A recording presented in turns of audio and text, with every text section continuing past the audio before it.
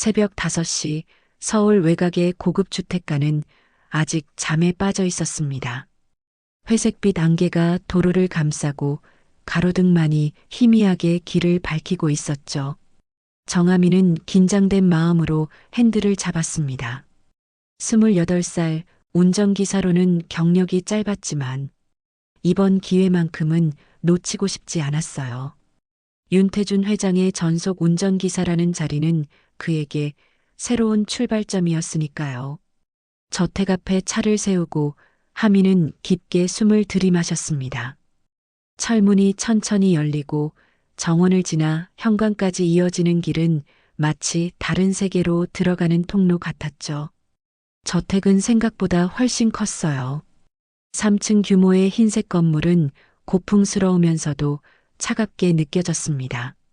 현관문을 두드리자 50대 중반쯤 되어 보이는 가정부가 문을 열었어요. 정아민 씨죠? 들어오세요. 회장님께서 곧 나오실 겁니다. 가정부의 안내를 받아 거실로 들어선 하민은 순간 발걸음을 멈췄습니다. 거실 한가운데 대리석 테이블 위에 놓인 물건이 그의 시선을 사로잡았거든요.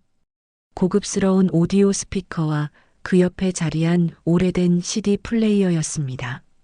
먼지 한 점 없이 깨끗하게 닦여 있었고 플레이어 위에는 투명 케이스에 담긴 CD 한 장이 놓여 있었어요.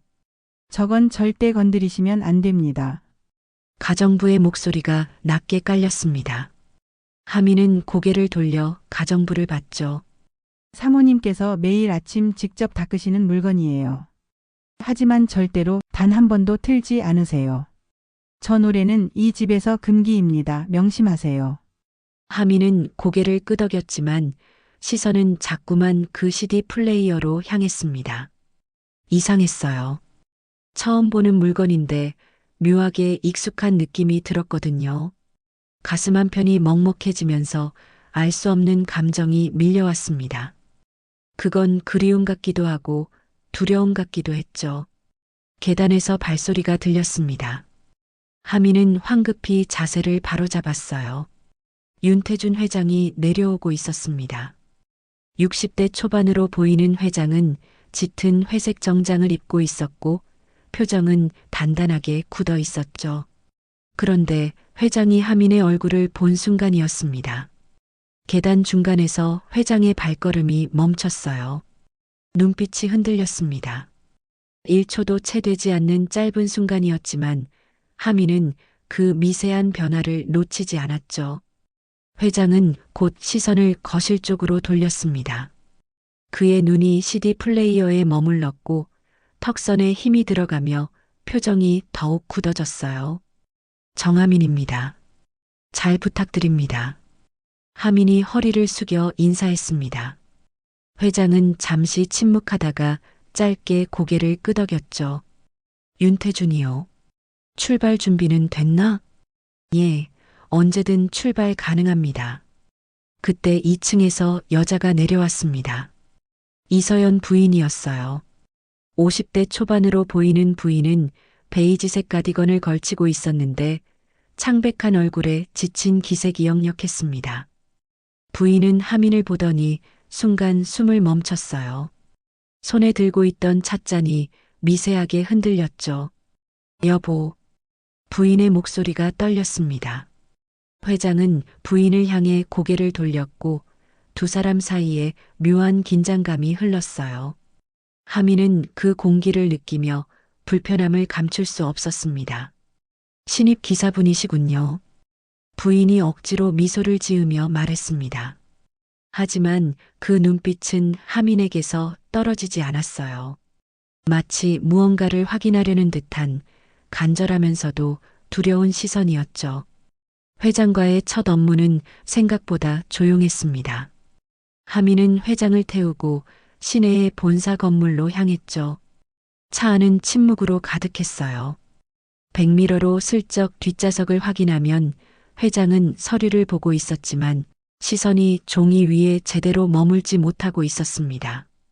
창밖을 바라보다가도 이내 고개를 숙이고 다시 서류를 들었다가도 한숨을 내쉬곤 했죠. 하미는 운전에만 집중하려 했지만 자꾸만 아침에 본 그 CD 플레이어가 떠올랐습니다. 왜 그렇게 마음이 끌렸는지 스스로도 이해할 수 없었어요. 가정부가 했던 말도 계속 귓가에 맴돌았죠. 절대 틀면 안 되는 노래라니 대체 무슨 사연이 있는 걸까요? 오후 늦게 저택으로 돌아왔을 때 부인이 현관 앞 정원에 서 있었습니다. 손에는 작은 물뿌리개를 들고 있었지만 실제로 물을 주고 있지는 않았어요. 그저 멍하니 어딘가를 바라보고 있을 뿐이었죠.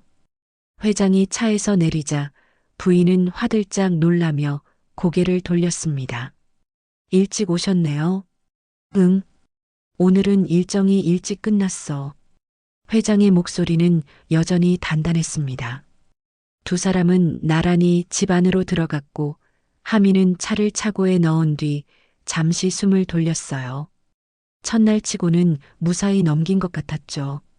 그런데 다음날 오전 상황이 달라졌습니다. 회장을 모시고 외곽의 골프장으로 가는 길이었어요. 라디오에서는 아침 음악 프로그램이 흘러나오고 있었죠. 하미는 가볍게 리듬을 타며 운전했습니다. 그때였어요. 라디오에서 익숙한 멜로디가 흘러나왔습니다. 순간 하민의 입에서 저도 모르게 흥얼거림이 새어나왔어요. 라라라 라라라 짧은 멜로디였지만 그 순간 차 안의 공기가 얼어붙었습니다. 백미러로 보니 회장이 고개를 번쩍 들고 하민을 쳐다보고 있었어요. 얼굴이 창백하게 질려 있었죠. 하민은 깜짝 놀라 입을 다물었습니다. 라디오는 이미 다른 곡으로 넘어간 뒤였어요. 죄송합니다. 괜히 소리를 냈습니다. 하민이 황급히 사과했지만 회장은 아무 대답도 하지 않았습니다. 그저 천천히 고개를 돌려 창밖을 바라볼 뿐이었죠. 하지만 그의 손은 떨리고 있었어요. 주먹을 꽉 쥐고 있었지만 그 떨림을 완전히 멈출 수는 없었습니다. 골프장에 도착한 뒤 회장은 차에서 내리며 짧게 말했습니다. 오후 3시에 다시 오게. 알겠습니다. 회장은 더 이상 아무 말도 하지 않았지만 하미는 뭔가 잘못됐다는 걸 직감적으로 느꼈어요. 자신이 흥얼거린 그 멜로디, 그게 대체 뭐길래 회장이 저렇게 놀란 걸까요? 오후에 회장을 다시 태우고 저택으로 돌아가는 길은 더욱 무거웠습니다.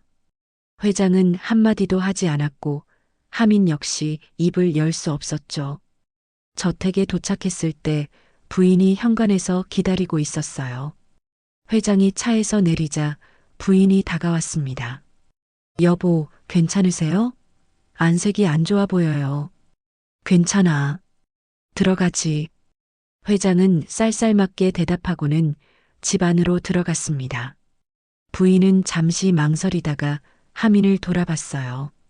그 눈빛에는 뭔가 물어보고 싶은 게 가득했지만 결국 아무 말도 하지 않고 회장을 따라 들어갔죠. 하민은 차를 정리하고 나서 잠깐 화장실을 들르기 위해 저택 1층으로 들어갔습니다. 복도를 지나는데 거실에서 부부의 목소리가 들려왔어요. 그 사람 뭔가 이상하지 않아요? 부인의 목소리였습니다. 모르겠소. 하지만 계속 지켜봐야 할 것 같소. 회장의 대답은 무겁게 가라앉아 있었죠.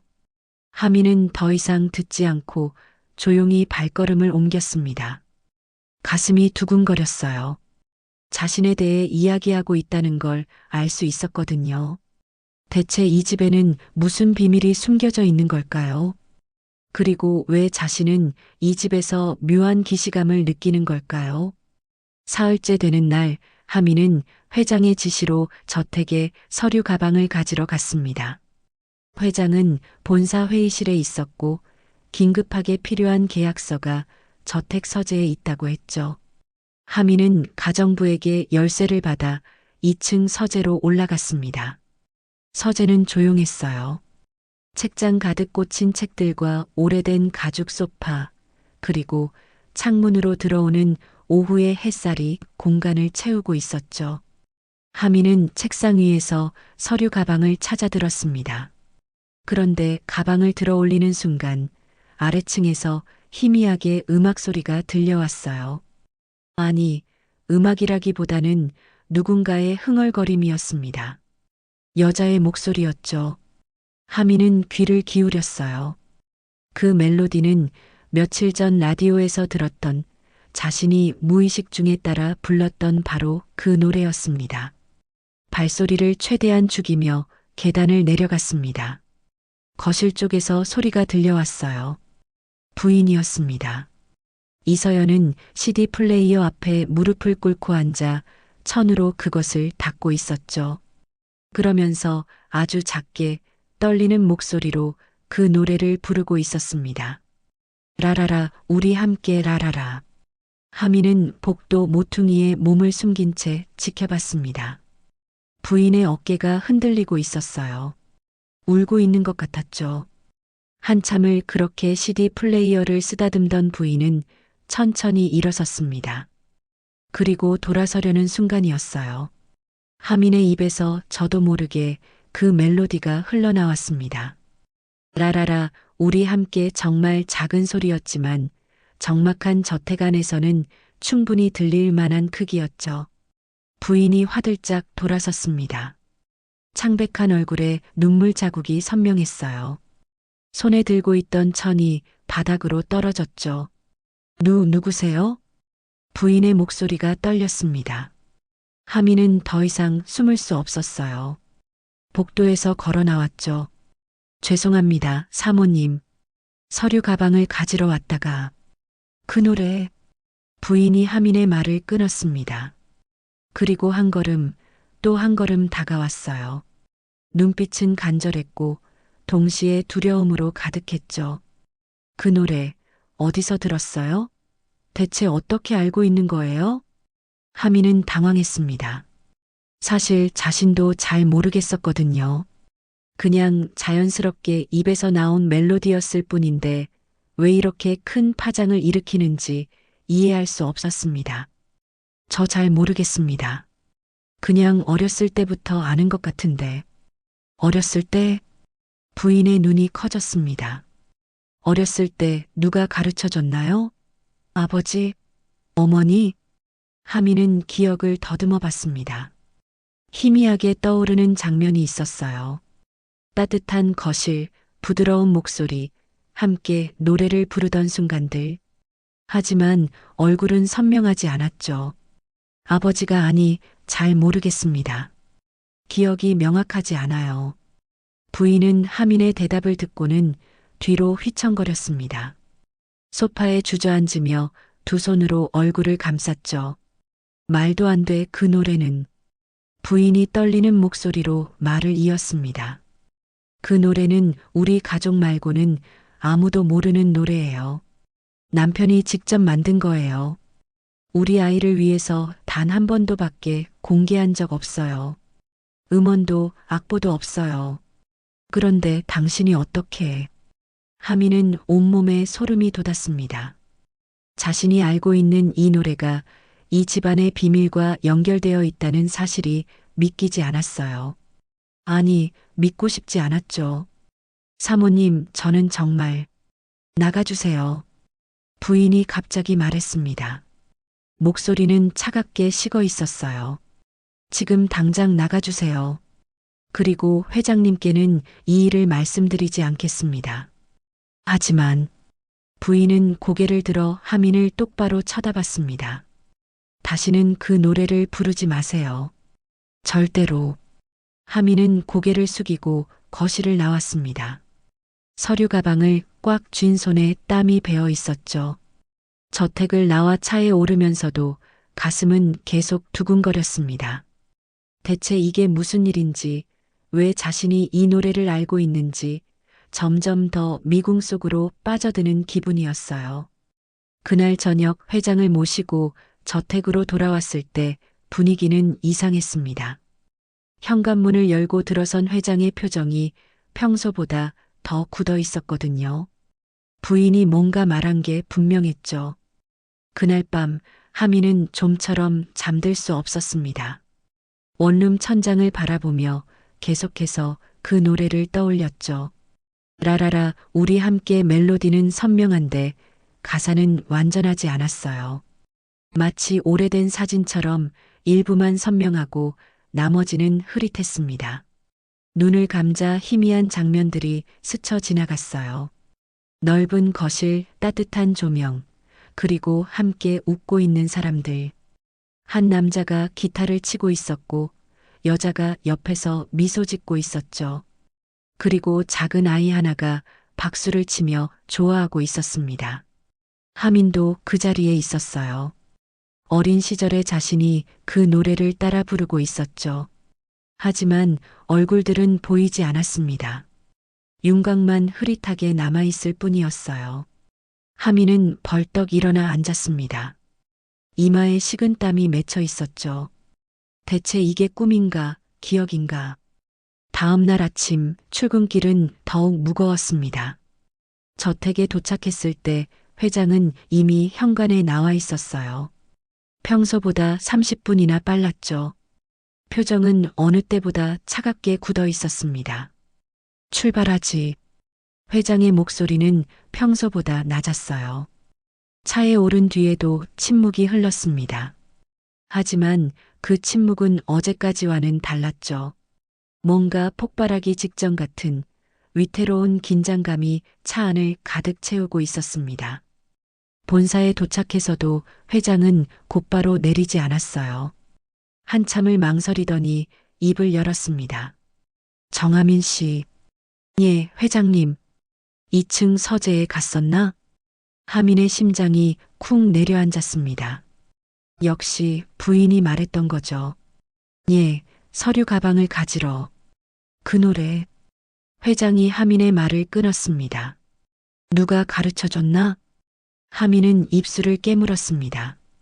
정직하게 대답하는 수밖에 없었어요. 모르겠습니다.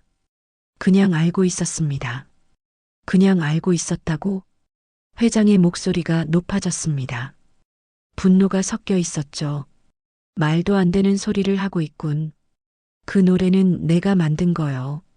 내 가족만 아는 노래란 말이요. 어떻게 자네가 알 수 있나? 하민은 대답할 말을 찾을 수 없었습니다. 자신도 설명할 수 없었으니까요. 대체 누구 지시를 받고 온 거요? 무슨 목적이 있는 거요? 아닙니다, 회장님. 저는 정말 내려. 회장의 목소리는 차갑게 식어 있었어요. 오늘 업무는 여기까지요. 집에 가서 생각 좀 해보시오. 내일 아침까지 제대로 된 설명을 듣지 못하면 더 이상 일할 수 없소. 하민은 차에서 내릴 수밖에 없었습니다. 회장은 다른 직원에게 연락해 차를 불렀고 하민은 그렇게 본사 앞에 홀로 남겨졌죠. 집으로 돌아온 하민은 책상 서랍을 뒤졌습니다. 어린 시절 사진, 낡은 수첩, 몇 안 되는 기록들을 꺼냈어요. 부모님은 하민이 10살 때 사고로 돌아가셨습니다. 그 이후로는 고아원에서 자랐죠. 부모님에 대한 기억은 많지 않았어요. 특히 아주 어렸을 때 기억은 거의 남아있지 않았습니다. 사진을 한 장씩 넘기다가 하민은 손을 멈췄습니다. 5살쯤 되었을 때 찍은 사진이었어요. 하민이 낯선 집 거실에 앉아 있었습니다. 옆에는 모르는 어른들이 있었죠. 사진 뒷면에는 엄마의 필기체로 이렇게 적혀 있었습니다. 하민이 돌봄 맡긴 집에서 고마운 분들. 돌봄? 하민은 눈살을 찌푸렸습니다. 부모님이 자신을 누군가에게 잠시 맡긴 적이 있다는 건 처음 알았어요. 사진 속 거실을 자세히 들여다봤습니다. 그리고 순간 숨이 멎었죠. 사진 구석에 보이는 가구, 창문의 모양, 벽지의 패턴. 그것은 지금 윤태준 회장의 저택과 똑같았습니다. 15년도 더 지난 사진이었지만 그 공간은 분명 같은 곳이었어요. 하민의 손이 떨렸습니다. 자신이 어렸을 때 그 집에 있었다는 건가요? 그렇다면 그 노래를 그때 들었던 건가요? 하민은 밤새 사진을 들여다봤습니다. 확신이 필요했어요. 다음 날 새벽 하민은 오래된 상자 하나를 더 뒤졌죠. 고아원에서 나올 때 받은 유품 상자였습니다. 그 안에는 부모님의 낡은 수첩과 몇 장의 서류가 들어 있었어요.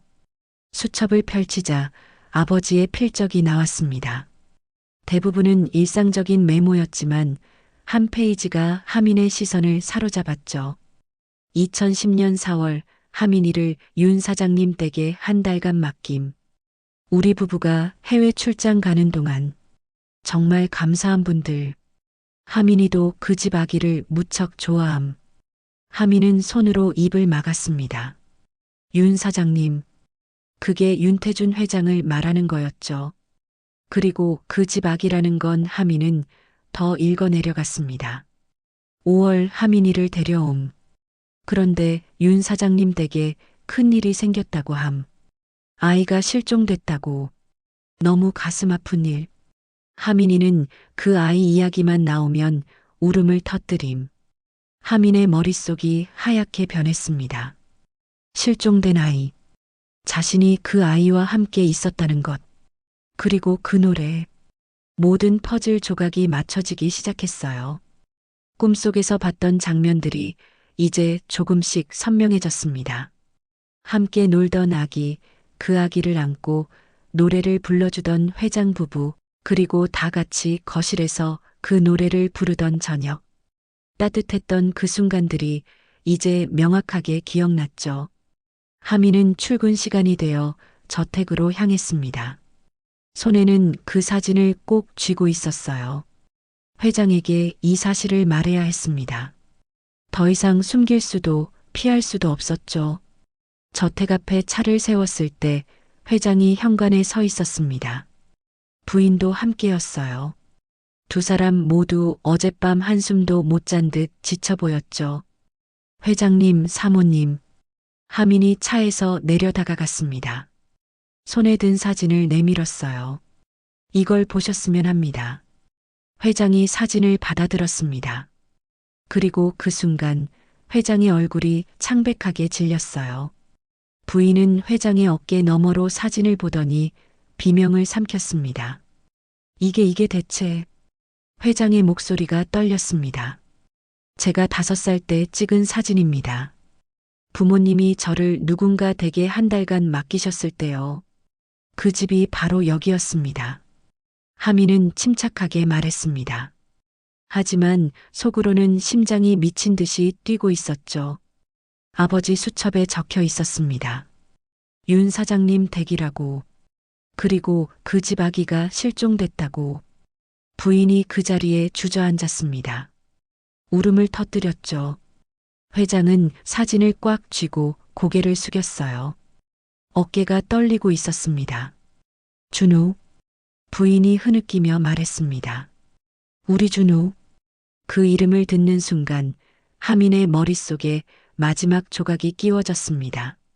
준우. 그래, 그 아기의 이름이 준우였어요. 통통하고 웃음이 많았던 아기. 하민이 형아라고 부르면 까르르 웃던 그 아이. 죄송합니다. 하민의 입에서 그 말이 흘러나왔습니다. 저도 이제야 기억이 났습니다. 준우와 함께 놀았던 것. 회장님이 기타를 치며 노래를 불러주셨던 것. 다 같이 행복했던 그 시간들을. 회장이 고개를 들었습니다. 눈가에 눈물이 맺혀 있었어요. 자네가 그때 그 아이였나? 예. 제 부모님이 한 달간 해외 출장을 가시면서 저를 이곳에 맡기셨습니다. 그리고 제가 떠난 직후에 준우가 말을 잇지 못했습니다. 회장 부부의 고통이 너무나 명확하게 보였으니까요. 부인이 떨리는 목소리로 물었습니다. 그날 밤 무슨 일이 있었는지 기억나나요? 준우가 사라진 그날을요. 하민은 고개를 저었습니다. 아닙니다. 저는 그 전에 이미 집에 돌아갔습니다. 부모님이 출장을 마치고 돌아오셔서 저를 데려가셨거든요. 그 이후 이른 회장이 천천히 입을 열었습니다. 목소리는 오랜 세월의 고통으로 갈라져 있었어요. 그날 밤이었소. 자네 부모님이 자네를 데려간 지 이틀 뒤였지. 우리는 준우를 재우고 잠깐 아래층에 내려와 있었소. 30분, 아니 40분 정도였을까? 다시 올라갔을 때 준우는 없었소. 부인이 두 손으로 얼굴을 감쌌습니다. 회장은 계속 말을 이었죠. 창문은 잠겨 있었고 문도 닫혀 있었소. 흔적은 아무것도 없었지. 마치 연기처럼 사라진 것 같았소. 경찰이 왔고 수색팀이 동원됐지만 아무것도 찾지 못했소. 하미는 가슴이 먹먹해졌습니다. 그 어린아기가 그렇게 사라졌다니. 그 이후로 우리는 그 노래를 틀 수 없었소. 회장이 저택 안쪽 거실의 CD 플레이어를 바라봤어요. 그건 내가 준우를 위해 만든 자장가였소. 준우가 그 노래를 들으면 항상 웃었지. 하지만 준우가 사라진 뒤로는 그 노래를 듣는 것 자체가 고문이었소. 부인이 떨리는 목소리로 덧붙였습니다. 하민 씨가 그 노래를 부르는 걸 들었을 때 저는 준우가 돌아온 줄 알았어요. 말도 안 되는 생각이라는 걸 알지만 그 노래는 준우만 알고 있었거든요. 하민 씨도 함께 있었으니 당연히 알고 있었겠지만 15년이 지나도록 잊지 않았다는 게. 하민은 자신의 가슴을 짚었습니다. 그 노래가 왜 그렇게 익숙했는지 이제 알겠었어요. 단순한 멜로디가 아니라 따뜻했던 기억, 사랑받던 순간의 기록이었던 거죠. 저도 잊고 있었습니다. 하민이 조용히 말했습니다. 부모님이 돌아가신 뒤 많은 기억이 흐릿해졌어요. 하지만 이 집에 오는 순간부터 뭔가 계속 떠올랐습니다. 그 노래도 준우의 웃음소리도. 회장은 한참 동안 침묵했습니다. 그리고는 천천히 하민에게 다가왔어요. 미안하오. 자네를 의심했던 것 아닙니다. 이해합니다. 하지만 회장이 말을 멈췄습니다. 부인을 바라봤고 부인도 회장을 바라봤죠. 둘 사이에 무언의 대화가 오갔습니다. 하민 씨, 부인이 입을 열었습니다. 혹시 그날 밤에 대해 조금이라도 기억나는 게 있나요? 이상한 사람을 봤다거나 뭔가 특이한 일이 있었다거나. 하민은 기억을 더듬었습니다. 가물가물한 장면들이 떠올랐어요. 자신이 떠나던 날 준우를 안아주던 순간, 그리고 한 가지 있습니다. 하민이 천천히 말했습니다. 제가 떠나던 날 현관 앞에 누군가 서 있었어요. 젊은 남자였던 것 같은데 회장님과 이야기를 나누고 있었습니다. 뭔가 언쟁처럼 보였어요. 목소리가 높았거든요. 회장의 표정이 굳었습니다. 그 남자의 얼굴을 기억하나? 아니요. 저는 차 안에 있었고 멀리서 봤을 뿐입니다. 하지만 하민은 잠시 망설였습니다. 그 사람이 차를 타고 가면서 저를 봤어요. 창문 너머로 저를 오래 쳐다봤던 게 기억납니다. 그 눈빛이 이상했어요. 무섭기도 하고 슬프기도 한. 회장과 부인이 동시에 긴장했습니다. 회장이 주먹을 꽉 쥐었어요. 민석이다. 회장이 낮게 중얼거렸습니다. 당신 동생 말이에요? 부인이 놀라며 물었죠. 그 사람밖에 없소. 그날 우리 집에 온 사람은. 하민은 둘의 대화를 듣고 있었지만 끼어들 수 없었습니다. 뭔가 더 깊은 사연이 있다는 걸 직감했어요. 회장이 하민을 돌아봤습니다. 오늘은 여기까지 하지. 내일 다시 이야기하겠소. 자네가 기억해낸 것만으로도 큰 도움이 됐소. 하민은 고개를 숙이고 저택을 나섰습니다.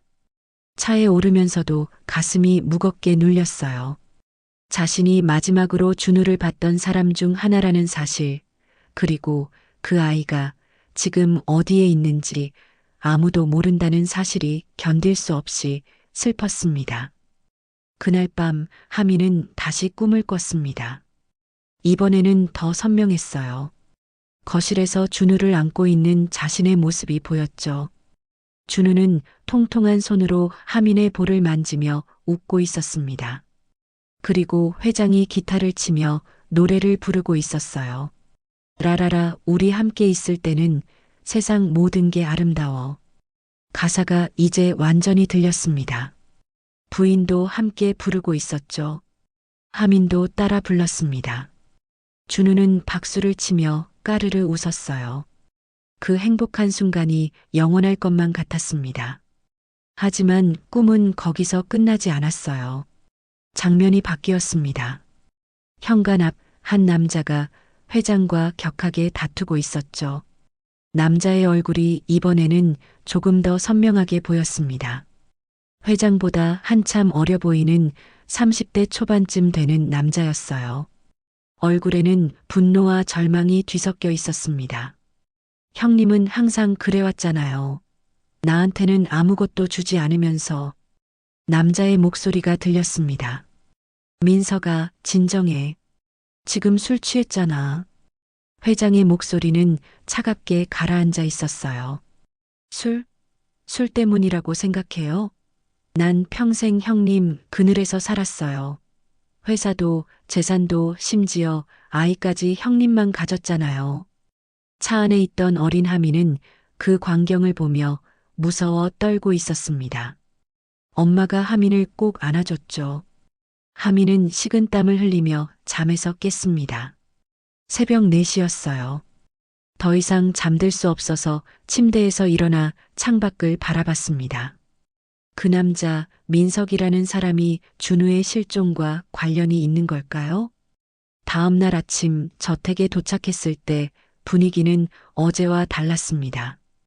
회장과 부인이 거실에 앉아 심각한 표정으로 무언가를 이야기하고 있었어요.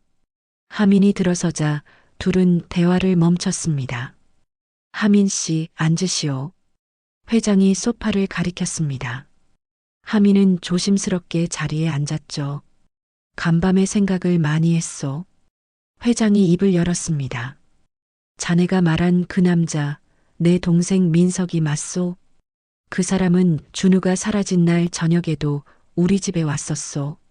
술에 취해서 고래고래 소리를 지르다가 갔지. 부인이 떨리는 손으로 차를 마시며 말을 이었습니다. 경찰도 그 사람을 조사했어요. 하지만 알리바이가 확실했어요. 그날 밤 내내 술집에 있었다고 여러 증인이 증언했거든요.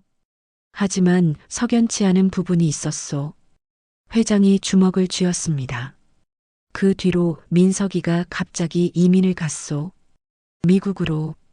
준우가 사라진 지 한 달 뒤였지. 급하게 떠났소. 우리에게 작별 인사도 없이. 하민은 숨을 죽이고 들었습니다. 당신은 의심했잖아요. 부인이 회장을 바라봤습니다. 그 사람이 뭔가 알고 있다고. 하지만 증거가 없었죠. 회장이 고개를 끄덕였습니다. 그렇소. 증거가 없었고 경찰도 더 이상 조사하지 않았소. 시간이 흐르면서 우리도 포기할 수밖에 없었지. 하지만 이제는 달라요. 부인이 하민을 바라봤습니다. 하민 씨가 새로운 기억을 떠올릴 수도 있어요. 우리가 놓쳤던 무언가를요. 하민은 부담감을 느꼈습니다. 자신의 희미한 기억으로 15년 전 사건의 진실을 밝혀낼 수 있을까요? 최선을 다해보겠습니다. 하민이 진지하게 대답했습니다. 하지만 제 기억도 완전하지 않습니다. 어렸을 때 일이라. 괜찮소? 회장이 말했습니다. 그냥 자연스럽게 떠오르는 대로 말해주면 돼요. 억지로 기억해내려 하지 말고. 그날 하민은 회장의 업무에 동행하지 않았습니다. 대신 부인과 함께 저택에 남아 과거를 되짚었죠. 부인은 당시 사진들을 꺼내 보여줬습니다. 준우의 사진, 가족 사진, 그리고 하민이 함께 있던 사진들까지. 사진 속 어린 하민은 준우를 안고 환하게 웃고 있었어요. 준우도 형아를 무척 좋아하는 것 같았죠. 두 아이는 마치 진짜 형제처럼 붙어 다녔습니다. 정말 사이가 좋았어요. 부인이 눈물을 닦으며 말했습니다. 하민 씨가 떠나고 나서 준우가 며칠간 울었어요. 형아를 찾으면서요. 하민의 가슴이 먹먹해졌습니다. 그 아이가 자신을 그렇게 그리워했다니. 준우는 하민이 조심스럽게 물었습니다. 어떤 아이였나요? 부인의 얼굴에 희미한 미소가 떠올랐습니다. 웃음이 많은 아이였어요. 순하고 누구에게나 사랑받는. 그 노래를 들으면 항상 박수를 치며 좋아했죠. 그리고 부인이 CD 플레이어를 바라봤습니다. 이제 그 노래를 다시 들어야 할 것 같아요. 준우를 찾기 위해서라도. 해가 기울어갈 무렵 회장이 저택으로 돌아왔습니다. 거실에는 하민과 부인이 앉아 있었고 테이블 위에는 펼쳐진 사진들과 메모들이 놓여 있었죠. 회장은 외투를 벗으며 물었습니다. 어떻게 됐소? 여보, 앉으세요. 부인이 옆자리를 가리켰습니다. 회장은 천천히 자리에 앉았어요. 하민이 입을 열었습니다. 오늘 오후의 기억이 하나 더 떠올랐습니다. 회장과 부인의 시선이 하민에게 집중됐죠. 제가 떠나던 날 아침이었습니다. 저는 2층에서 준우와 마지막으로 놀고 있었어요. 그때 아래층에서 초인종 소리가 들렸습니다. 회장님께서 문을 여셨고 누군가와 이야기를 나누셨죠. 하민은 눈을 감고 그 순간을 떠올렸습니다. 그 사람 목소리가 들렸어요. 형님, 제발 한 번만 더 기회를 주세요. 회사 일만이라도 맡겨주시면 그렇게 애원하고 있었습니다. 하지만 회장님은 단호하게 거절하셨죠. 너는 이미 기회를 3번이나 날렸어. 더 이상은 안 돼. 그리고 그 사람이 울면서 나갔습니다. 회장의 얼굴이 굳었습니다. 맞소. 그날 아침 민석이가 왔었지. 또 돈을 빌려달라고. 사업 자금이 필요하다면서. 하지만 이미 여러 번 기회를 줬고 번번이 날렸소. 더 이상 도와줄 수 없다고 말했지. 그런데 하민이 조심스럽게 말을 이었습니다. 그 사람이 나가면서 한마디 했어요. 제가 2층에 있었는데도 또렷하게 들렸습니다. 형님한테 있는 모든 걸 빼앗고 싶어요. 그래야 형님이 제 심정을 알 거예요. 부인이 손으로 입을 막았습니다. 회장은 아무 말도 하지 못했어요. 하지만 그건 회장이 떨리는 목소리로 말했습니다. 그건 단순한 협박이었을 뿐이요. 설마 정말로. 침묵이 흘렀습니다. 그 무거운 침묵을 깬 건 부인이었어요. 이제 알아야 해요. 진실을. 부인이 천천히 일어나 CD 플레이어 앞으로 걸어갔습니다. 15년 동안 단 한 번도 재생하지 않았던 그 노래 앞에 섰죠. 손이 떨렸지만 부인은 천천히 재생 버튼을 눌렀습니다. 멜로디가 흘러나왔습니다. 기타 소리와 함께 회장의 목소리가 거실에 울려 퍼졌어요. 라라라, 우리 함께 있을 때는 세상 모든 게 아름다워. 라라라, 너의 웃음소리가 우리 집을 밝혀주네. 부인은 그 자리에서 무너져 내렸습니다. 회장도 얼굴을 두 손으로 감쌌죠. 15년 만에 듣는 아들의 노래, 행복했던 그 시절의 기록이었습니다. 하민도 모르게 눈물이 흘러내렸어요. 그 노래 속에서 준우의 웃음소리가 들리는 것 같았습니다. 까르르 웃으며 박수치던 그 아이의 모습이 선명하게 떠올랐죠. 노래가 끝나고 긴 침묵이 흘렀습니다. 아무도 입을 열지 못했어요. 그때 하민이 조용히 말했습니다. 민석 씨를 찾아야 합니다. 회장이 고개를 들었습니다. 15년이 지났지만 그 사람이라면 뭔가 알고 있을지도 모릅니다. 준우에게 무슨 일이 있었는지. 회장은 한참을 고민하다가 천천히 고개를 끄덕였습니다. 연락을 취해보겠소. 민석이와. 부인이 회장의 손을 꽉 잡았습니다. 두 사람의 눈에는 희망과 두려움이 동시에 담겨 있었어요. 진실을 알게 될까봐 두렵지만 그래도 알아야만 했습니다. 하민은 자리에서 일어났습니다. 저는 이만 가보겠습니다. 필요하시면 언제든 연락 주십시오. 하민 씨, 회장이 하민을 불렀습니다. 고맙소. 자네가 없었다면 우리는 영원히 이 노래를 듣지 못했을 거요. 그리고 진실의 한 걸음도 다가가지 못했겠지. 하민은 깊게 고개를 숙였습니다. 저도 준우를 기억합니다. 그 아이를 찾고 싶습니다. 저택을 나서며 하민은 뒤를 돌아봤습니다. 거실 창문으로 희미하게 빛이 새어나오고 있었어요. 그 안에서 회장 부부는 다시 한번 노래를 재생했을 것입니다. 금기가 풀린 그 노래를 이제는 희망을 안고 들을 수 있게 된 거죠.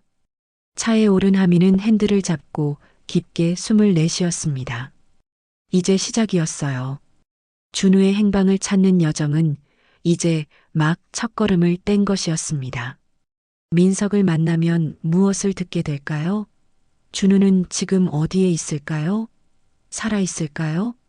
하민의 머릿속에는 수많은 질문이 맴돌았습니다. 하지만 한 가지는 확실했어요. 자신은 이 가족과 운명으로 연결되어 있다는 것. 그리고 그 운명의 끝에서 반드시 진실을 마주하게 될 거라는 것. 시동을 걸며 하민은 다짐했습니다. 준우를 찾겠다고. 그 아이가 어디에 있든 무슨 일이 있었든 반드시 진실을 밝혀내겠다고. 저택의 불빛이 점점 멀어졌습니다. 하지만 그 안에서 흐르는 노래는 하민의 마음속에 계속 울려 퍼지고 있었어요. 라라라, 우리 함께 있을 때는. 그 노래가 끝나는 날 모든 진실이 드러날 것입니다.